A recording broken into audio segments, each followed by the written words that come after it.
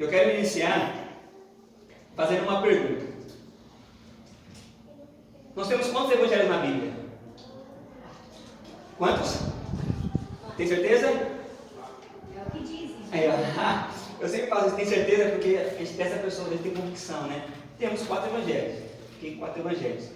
Dos 4 evangelhos, quantos foram escritos por discípulos? Todos eles, por partes, foram Jesus que falou.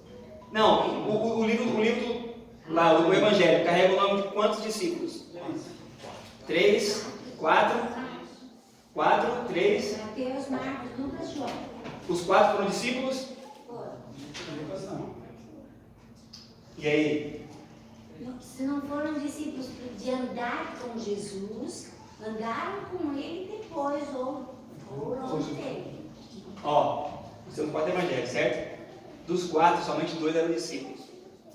Quais eram eles? Mateus e João. Lucas, como inicia até o evangelho, foi uma pesquisa que ele fez para mostrar Jesus a quem? Teófilo. Não fala, ó Teófilo. Pode pesquisar muito, né? De maneira bem. Desligou tudo aí, foi? Depois de pesquisar tudo, tal, traga com o seu relatório a respeito desse Jesus que falava, tal, e aí vai. Marcos era muito criança, embora em um outro momento eu até fale para vocês qual que era a idade dos discípulos.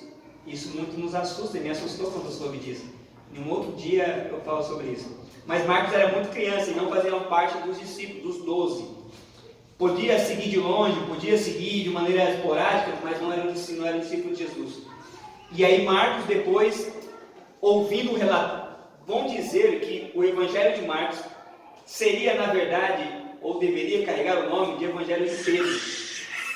Porque o relato que Marcos nos trouxe, muito foi dito por Pedro. Porque Marcos era discípulo de Pedro. Então Pedro, quando inicia o ministério, e era muito comum, quando um líder, então você vê Paulo liderando Timóteo, você vê, né, Silas, você vê que havia essa cooperatividade quando a pessoa aceitava o Evangelho. Ou era acompanhada por alguém, ou chamava alguém para acompanhar. E o Evangelho de Marcos, ele é tido por muitos teólogos e pesquisadores da área, que deveria carregar o nome de Pedro. Porque é a história de Pedro, é Pedro que narra para Marcos. E foi o primeiro evangelho a ser escrito. Por que eu estou dizendo isso? Porque entender esse contexto nos ajuda muito a compreender o que estava por trás da mensagem. Porque existe o que nós chamamos de evangelhos sinóticos, que são evangelhos que falam de maneira paralela sobre alguns eventos, que é Mateus, Marcos e Lucas. João está fora disso. João traz uma outra perspectiva do evangelho. Nessa abordagem que ambos usam, que todos eles usam, Mateus ele tem uma preocupação, porque ele cria, ele escreve, ele relata o episódio da vida de Jesus, focando em um público. Qual é esse público? Judeus.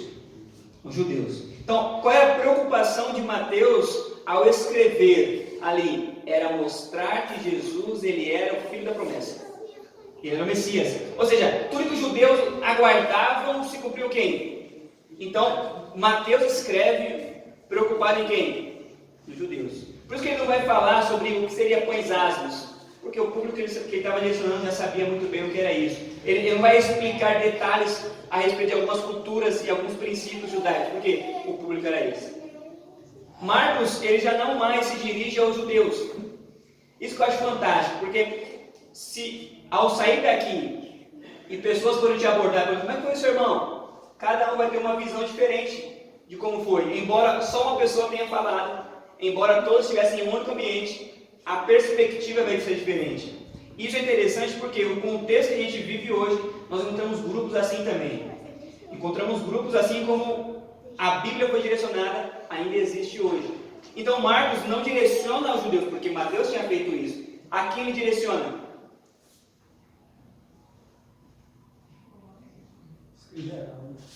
Não, ainda não. Aos romanos. Marcos direciona o evangelho dele voltado para aqueles que haviam saído, ou seja, se dissipado e morado em territórios fora de Jerusalém, em províncias romanas, alguns romanos que tinham aceitado a fé. Esse é o direcionamento. E qual era a filosofia romana? A filosofia romana era que você só tinha valor se você fosse de alta posição ou se você tivesse dinheiro. Por isso que Marcos, quando vai falar sobre o cego, ele dá nome. Cego, Bartimeu. Lucas e Mateus, que narram a mesma história, não dão nome, porque não era o foco. Mas voltado para os romanos, onde tinha a perspectiva da ideia de, para ser bom, tinha que estar no topo da pirâmide. Marcos vai falar que aquele que estava no topo da pirâmide, que é Deus, se rebaixou à base, para enaltecer quem está à base e levá-lo ao topo. Então, a maneira que Marcos aprende Jesus é a maneira contrária à filosofia romana. Ele fala: você quer ser grande? Então seja pequeno, porque o maior se rebaixou. E Lucas já não usa esses dois públicos e usa um terceiro. Qual é o terceiro? Os gentios, os gregos. Os gregos. Os gregos. E qual é a filosofia grega? A filosofia grega era que você seria bom conforme ia acumulando conhecimento. Por quê? Conhecimento, literatura, sabedoria te elevava. Tirava você do nível humano e te levava para o nível divino. Você, enquanto vida, seria um semideus. Depois que morresse, poderia ser até um deus. Porque quanto mais conhecimento tivesse, mais sabedoria tivesse, você deixaria a esfera humana e passaria para uma esfera superior. Então eles criam a ideia do homem perfeito. Quando Paulo foi pregar em Atenas, e é interessante que ele pregava e ficava aflito. Diga-nos mais, conta-nos mais, porque quanto mais conhecimento eles tivessem, melhor seria para eles. E aí Lucas, ele vai falar sobre Jesus sendo um homem perfeito. O que é perfeição? É não pecar? O que é perfeição? É ter maior conhecimento? Não. O homem perfeito é aquele que submete à vontade de Deus. Se submete à vontade do Pai. Ele fala: você quer conhecer o homem perfeito? Você quer seguir um líder? Siga Jesus. Ele é o homem perfeito, do qual ninguém na história é. É ele. Então nós vemos muito claro os romanos, os judeus e os gregos serem alcançados pela mensagem, direcionados. E João, ele escreve o evangelho dele já para o público geral. Onde ele apresenta Jesus para uma pessoa aflita.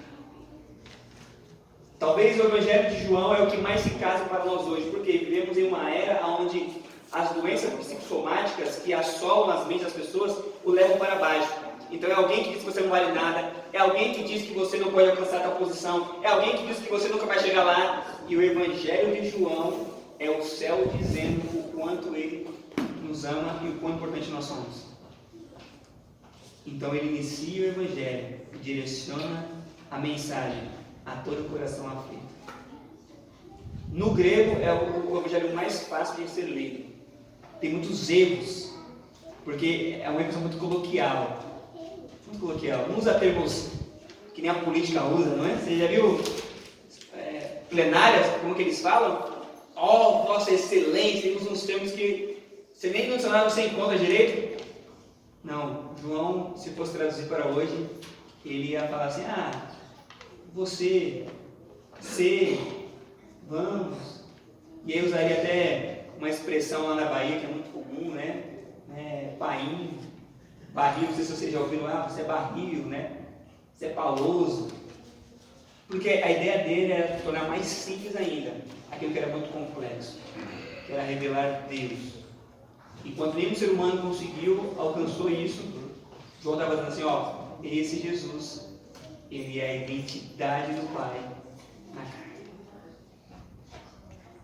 Diante desse contexto, abra o Evangelho de Jesus Cristo, segundo Marcos deixou registrado, e vamos entender um pouco a história de um homem que era um líder da sinagoga, chamado Jairo.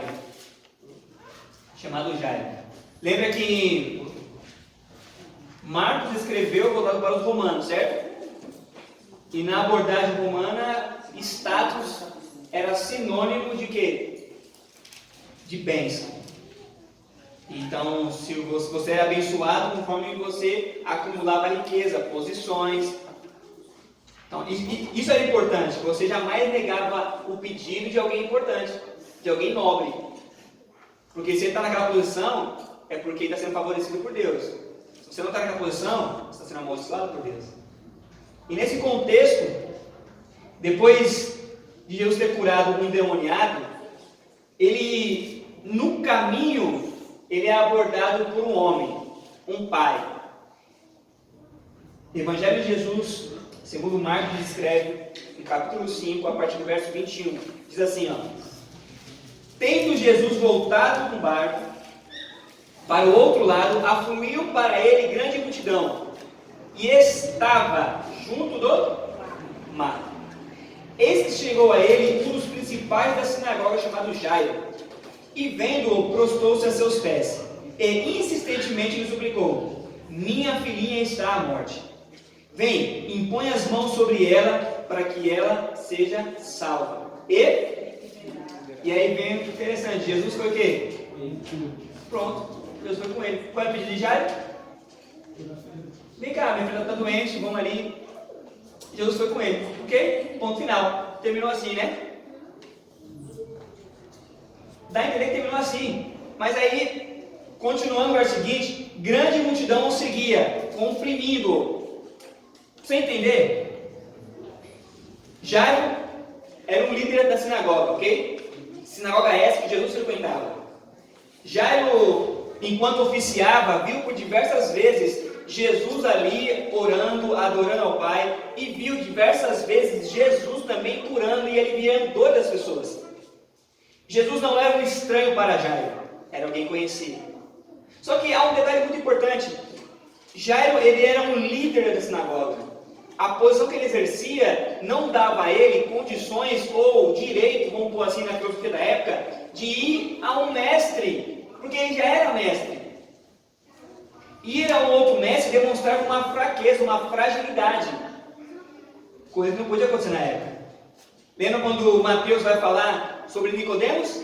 Nicodemos foi até Jesus na noite, secreto, para que ninguém soubesse, porque também era um líder. Então Jairo vai e ele vai levado por uma necessidade. Qual era essa? A filha dele estava doente. Primeira lição que Marcos deixa registrada para mim e para você é a seguinte: embora saibamos muito bem quem é Jesus, embora tenhamos ciência do que ele fez e faz por muitas vezes só iremos a ele quando a necessidade bate na nossa porta. E necessidade essa quando não nos cabe mais a solução. Não está mais sob nossas mãos, nós perdemos o controle. Sabe, Jairo estava com a filha dele beirando a morte. Há quanto tempo estava assim? Não foi registrado. Mas Jairo só procurou Jesus quando já não tinha mais solução para quê? Quando ele tentou de tudo, fez de tudo, imagino eu. E aí procurou Jesus, mas não tinha mais jeito. Sabe, essa atitude de Jairo muito se reflete na sociedade de hoje. E durante todos os tempos. Há pessoas que conhecem muito bem Jesus, sabem muito bem o que ele fez, o que ele faz, a capacidade dele, mas não buscam. Só vão buscar quando algo acontece na vida que não tem como mais reverter por mãos humanas. Sabe, enquanto você está tendo dificuldade, você vai tentando, dando um jeitinho. Quando parece que não tem como, você vai a ele. E Jairo vai dessa forma. Ele vai a Jesus quando no estado da filha dele já não tem mais como reverter. Somente um milagre. Somente um milagre. Jairo então chega e fala: Senhor, a minha filhinha está doente. A minha filhinha está doente. Vem, salva ela, cura ela. E aí Jesus diz: tá bom, vamos lá. Vamos lá. Não parece fácil? Muito fácil. Meus amados, se nós, grave bem isso, se nós não aprendermos a depender de Deus quando as coisas estão bem, será muito difícil dependermos dele quando as coisas estiverem ruins. Porque se você conhecer a pessoa com quem você se relaciona e ela falar, espere, ou alguma coisa acontecer que interrompa aquela ação, você sabe que mesmo interrompendo, ela não vai deixar de te atender. Ela vai. Porém, Jairo não tinha relacionamento com Jesus. Ele tinha conhecimento sobre Jesus. Então Jesus inicia a caminhada com ele. Mas de repente há uma pausa. Há uma pausa nisso. Qual é essa pausa? Surge uma mulher. Uma multidão vai aglomerando em cima de Jesus. De repente uma mulher toca no manto de Jesus e é curada. Irmãos, nossa Constituição, e muito mais do que isso, até com uma visão mundial, 2 grupos devem ter prioridade no atendimento.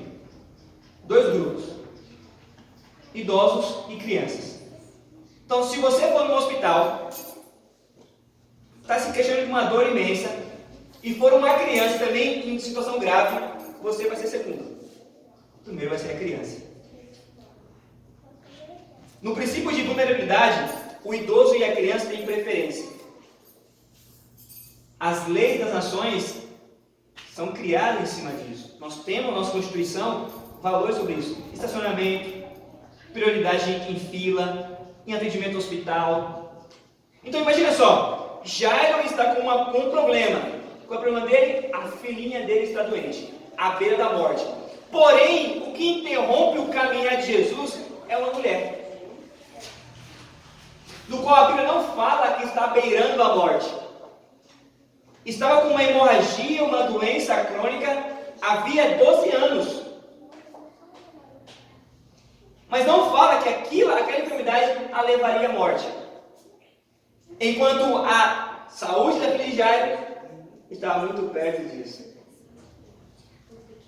Então Jesus para, e uma multidão que o apertava, ele vai sentir o toque de uma mulher que tocou no manto dele. E cessa a caminhada. Eu fico imaginando, quem é pai aqui vai entender muito bem, quando o teu filho está doente, você esquece tudo e todos. A prioridade é teu filho.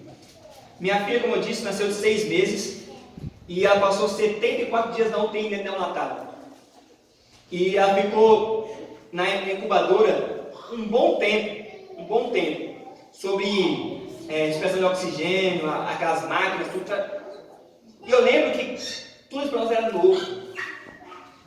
Quando eu cheguei, irmãos, e olhei para a incubadora da minha filha e vi ela frágil, me deu um negócio no coração, e tinha mais umas 4 assim ao lado dela. Passei a noite no hospital. Na manhã seguinte eu fui ver. Quando eu fui ver, irmãos, a incubadora da minha filha está toda, sabe quando está embaçado assim o vidro? Eu falei, pronto. Eu olhei para o lado assim, nenhuma estava, e só a minha embaçada, minha filha. Eu falei, não. Eu olhava os enfermeiros, caminho normal assim, ó. Ia para cá, ia para lá. Eu falei, não, tá errado isso aí. Olhava para um e ninguém se mexendo. Eu falei, não, tá errado. Rapaz, aquela agonia batia no coração. Eu falei, não, tá errado. Aí não aguentei. Falei, ei, vem cá. Ó minha filha aqui, ó, tô muito embaçada aqui. Calma, paizinho, calma. Aí ela falou, explicou, não, porque isso, tal, porque água. Aí eu fiquei mais calmo. Beleza, né? De repente vai passando, daqui a pouco começa a apitar. Irmãos, se você já foi em UTI, você sabe que o apito é agoniante. Porque se você estiver em um quarto de enfermaria sendo cuidado, se piorou, você vai para onde? Para UTI. Se está na UTI, piorou, você vai para onde? Caixão, irmãos.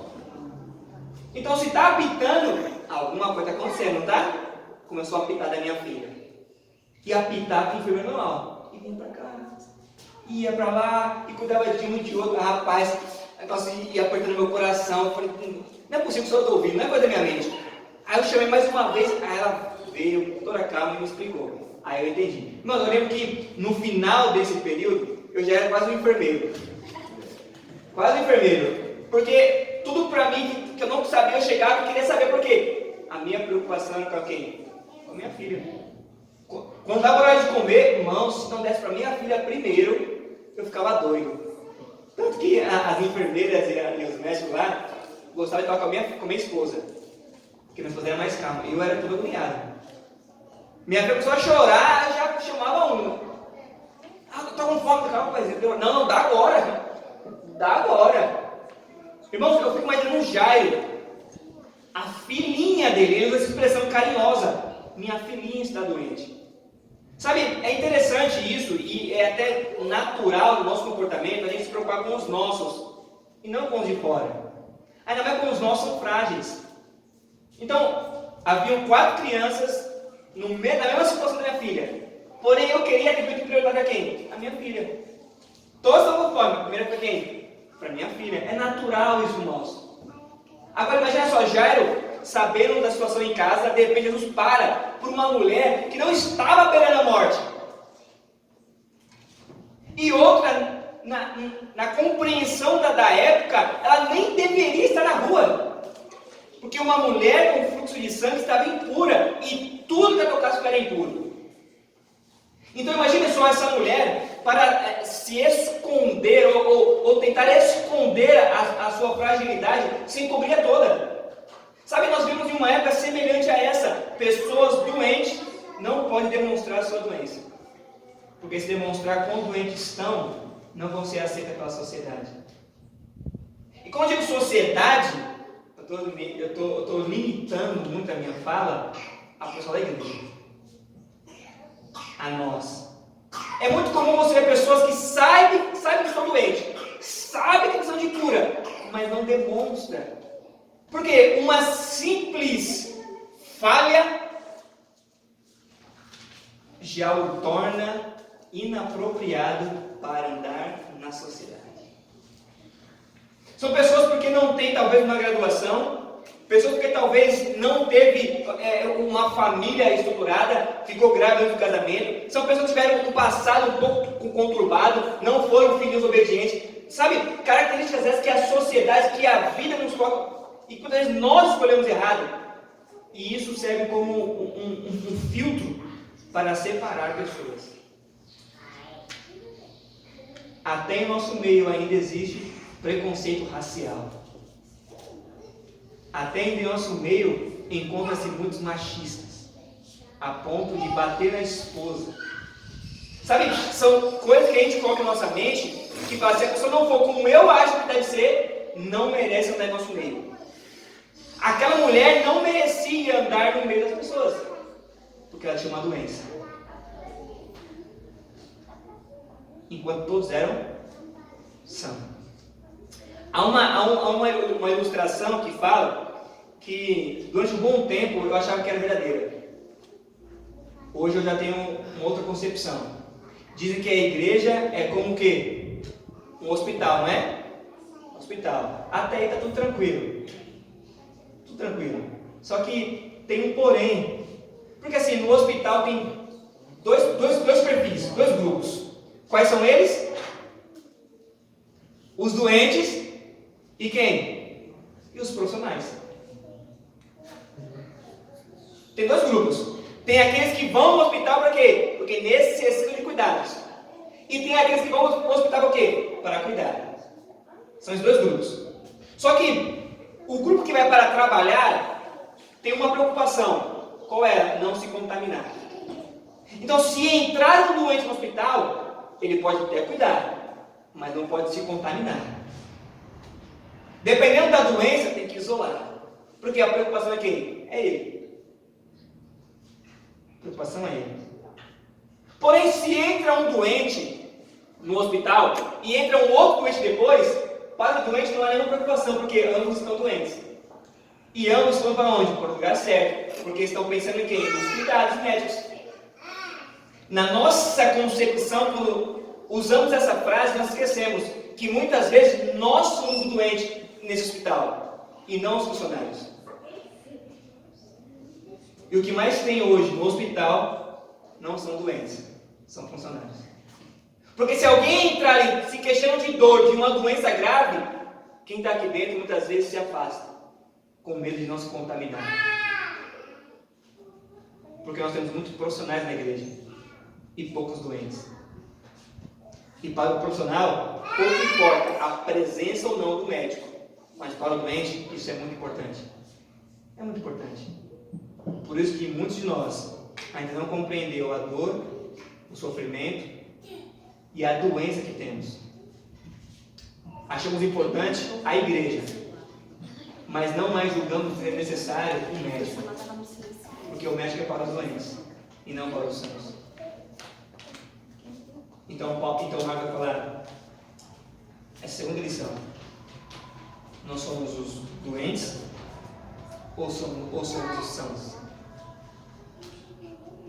Às vezes nós estamos no meio da multidão, e eu gosto muito dessa expressão multidão, porque raras vezes, alguém que estava na multidão foi curado. Nessa história, a cura veio sobre alguém que não estava na multidão, que não era a multidão que acompanhava Jesus, alguém veio de fora. Muitas vezes a Bíblia vai falar sobre a multidão, mas a multidão tem como objetivo apenas impedir pessoas doentes de chegarem a Jesus. Pessoas enfermas de ir até a cura. Por isso que a minha grande preocupação é: Senhor, eu estou sendo a multidão ou eu estou sendo um discípulo? Será que a minha presença ao teu lado, Pai, impede outros de ir ao Senhor, como a multidão impedia? E pessoa tem que fazer isso, assim como fez a mulher, se enfaixar toda, se embrulhar toda, para que ninguém perceba o seu pecado, a sua falha. E muito mais do que isso, era se humilhar, se agachar, ir ao chão, para tocar no manto, porque ela não era digna de estar em pé, porque em pé só estavam os sãos. E Jairo observando do lado. Jesus para, conversa, e vai falando com a mulher. E a mulher contou toda a história para ele. Como ele tocou, o que ele tocou. E como estava Jairo? Uma agonia tremenda. Uma agonia tremenda. Porque Jairo sabia quem era Jesus. Não o conhecia. Porque conhecimento envolve relacionamento. Eu só conheço alguém se eu me relacionar com a pessoa. Fora isso, eu apenas vou saber quem é. Não saber quem é. Já eu sabia quem era Jesus. Sabia o que Jesus tinha feito, o que ele poderia fazer, mas não conhecia. Sabe, eu não sei quais são os seus desejos, o que está te afligindo, qual a causa que você peleja. Eu não sei. Mas se você de fato conhecer Jesus, você vai entender o tempo. Jesus, ao parar, ao dar atenção à mulher, estava querendo ensinar algo para Jairo. Algo para Jairo. Porque uma menina doente, mesmo em um estado grave, uma intervenção médica, um procedimento médico pode talvez reverter. Um medicamento, uma postura, um tratamento pode reverter. E quando morre? Sabe, às vezes o Senhor nos leva a um extremo tal para nos mostrar que tem certas coisas que somente Ele pode fazer. Não sou eu, não é você, não é o que eu adquiri como propriedade, como conhecimento, como esperteza que pode funcionar. Somente Ele. Por isso que o tempo é tão complicado. Porque é no tempo que o Senhor nos chama para conhecê-lo. É no tempo que o Senhor nos chama para conhecê-lo. Jesus estava querendo mostrar para Jairo que para ele nada é impossível. E muito mais do que isso, para ele ninguém é ignorado. Porque não importa, meus irmãos, se você tem uma causa X para alcançar, se o seu problema é Y, não importa. Para o céu, para o Senhor, ninguém passa desapercebido. Não importa. Você pode estar passando por uma doença grave, um câncer, ou algum familiar teu. Para o Senhor, é a mesma coisa de alguém que está orando, pedindo para que livre ou dor de cabeça. Porque para o Senhor, o importante não é o sintoma, ou a causa, ou a doença, é a pessoa. Então não importa o que você sente, ou o que você passa. Para o Senhor, você é importante. E Jesus queria mostrar isso para a gente. Era importante a filha dele? Lógico que era, muito importante. mas também é importante aquela mulher, que há 12 anos sofria, não apenas de uma doença física, mas de uma doença social. O resultado que ela descarregava no corpo a excluía de se relacionar com as pessoas. Sabe, essa semana uma mãe me ligou, pastor, eu gostaria muito que você visitasse uma sobrinha minha. Por quê? Aí contou o relato da história da menina. Ela se batizou de uma maneira muito precoce, então não tinha todo o entendimento de como deveria se comportar. Só que a gente erra muito quando a gente pensa assim, se desceu as águas ali, já é perfeito, né? Está perfeito. Então, saiu da água ali, irmãos, a partir de hoje você vai ser condenado em tudo. Então, saiu dali, agiu de alguma forma que contraria os princípios, aí você já condena. Aí você já esculacha. Foi o que fizeram com aquela jovem. Diante de uma postura dela, falava assim, você não tem vergonha disso aí não? Mas jovem, poucos meses na igreja. Você não é postura dessa forma não.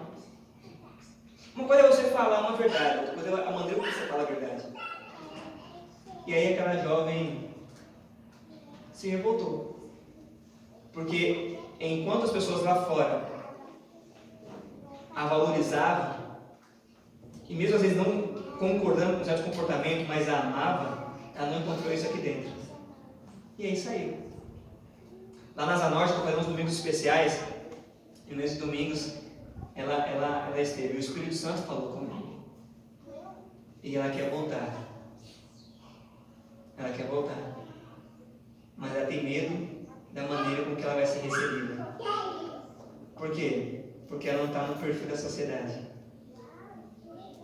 E muitas vezes, quando nós não nos enquadramos no perfil da sociedade, julgamos até se de fato Deus nos ama. Porque não adianta você falar assim, olhe para o céu, olhe para o alto, olhe para Jesus. Sim, isso de fato é importante, mas não tem como olhar para Jesus se não for através de você e através de mim. Não tem como, irmãos. Assim como Jesus, um dia sendo abordado por Filipe, Senhor, mostra-nos o Pai. O que ele disse? Há tanto tempo estou convosco, você não viu o Pai? Quem vê o Pai vê o quê? Ou quem vê a mim vê o Pai.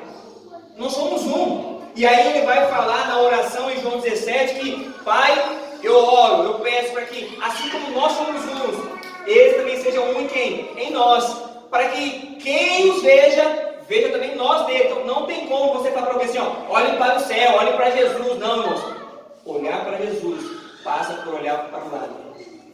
Que a maneira que eu amo, a maneira que você ama, diz para muitos a maneira que Deus ama. E ao excluirmos pessoas do nosso meio, estamos dizendo para elas, de maneira indireta, que ela não merece, que ela não é digna. Por isso que Jesus parou.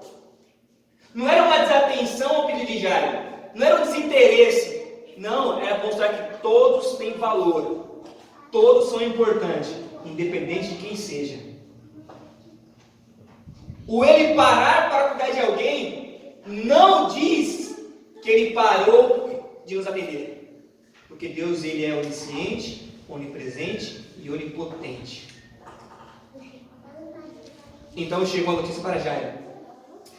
Jairo, não incomode mais o mestre. Por quê? Você acha que Jairo ficou como? Chegou a notícia, irmãos. Então termina a notícia. A esperança de Jairo foi quando a filha estava beirando a morte. Ele tinha tentado de tudo. E foi a Jesus no último momento. O que ele temia aconteceu. A filhinha dele morreu. Eu fico imaginando o Jairo indo embora, chorando. E naquela época se contratava pessoas para chorar em velório. Porque quanto mais intenso fosse o chororô, parecia que era maior e melhor. Então se contratava pessoas para chorar. Haviam profissionais do choro, tocadores de flauta, de harpa, para fazer uma cena. E naquele momento eu fico imaginando que quando ouviu-se a notícia, começou um barulho tremendo, um alvoroço tremendo, todo mundo chorando, se esperneando, rasgando as vestes. Calma. Muitas vezes nós nos escandalizamos, fazendo barulho, porque não conhecemos aquele que chamou para a nossa vida. Porque conhecimento envolve relacionamento. Eu toco muito nessa tecla porque não é o estar na igreja que nos faz conhecer Jesus. Não é isso. Podemos estar no meio da multidão que segue e acompanha Jesus, mas ainda assim ignorar quem de fato é Jesus. Quem de fato é Jesus. Jesus, diante daquela cena, ele fala assim: Jairo, se acalma, tranquilo. Ela não morreu, está apenas dormindo. E aí, Jesus acompanha Jairo.